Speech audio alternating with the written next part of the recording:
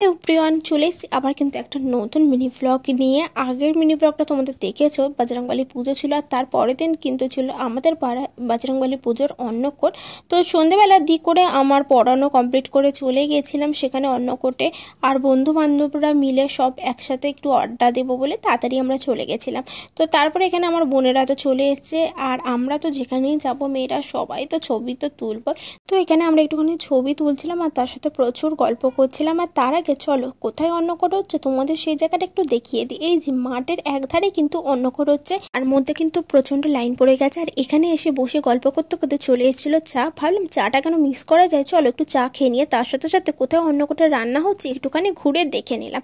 ভাবছিলাম খিদে খিদে পাচ্ছে, কিন্তু খেতে যখন বসবো তার আগেই কিন্তু দেখো কি কাণ্ড ঘটলো।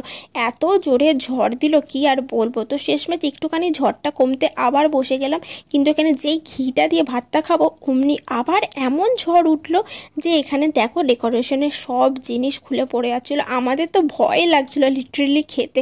তো এইরকম কার কার অভিজ্ঞতা হয়েছে অবশ্যই আমাকে কিন্তু কমেন্টে জানিও। ঝড়ের ভয় তো আমরা এখানে সবাই মিলে চটপট খাবার দাবারগুলো কমপ্লিট করে ফেলেছি। সে ছিল লাড্ডু আর আইসক্রিম, সেটা নিয়ে বাড়ি চলে। এরম ব্লগ দেখার জন্য ফলো করে পাশে থেকো।